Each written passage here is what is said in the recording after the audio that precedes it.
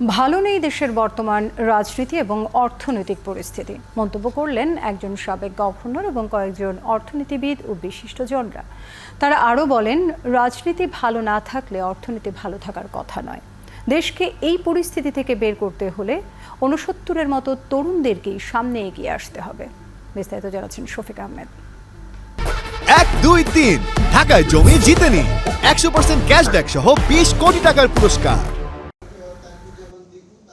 অর্থনীতির অধ্যাপক ডক্টর মাহবুবুল্লাহর আমার জীবন আমার সংগ্রাম বইয়ের মোড়ক উন্মোচনের আয়োজন ছিল জাতীয় প্রেস ক্লাবের এই হলরুমে।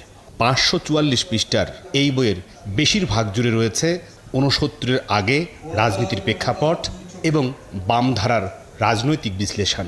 ওই সময়ের বেশিরভাগ নেতারা এই অনুষ্ঠানে আসেন, তাই এসেছিলেন সে সময়ের ছাত্র ইউনিয়নের ঢাকা বিশ্ববিদ্যালয়ের সভাপতি এবং বর্তমান বিএনপির মহাসচিব মির্জা ফখরুল ইসলাম আলমগীর, যদিও তিনি অতিথিদের মঞ্চে বসেননি।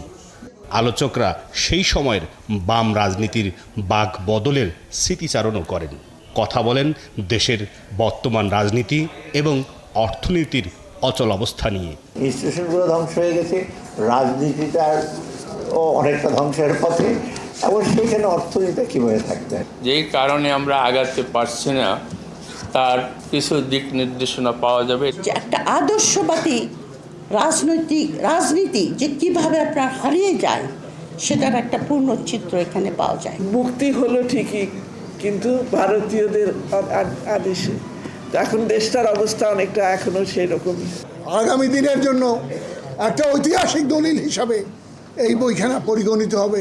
দেশ আজকে একটা কঠিন সংকটে রয়েছে। এদেশে গণতন্ত্র কেন হচ্ছে না সেটা আপনাদেরকে বুঝতে হবে, এবং আমার মনে হয় আকলমন্দকে লিয়ে ইশারাই কাফি হয়।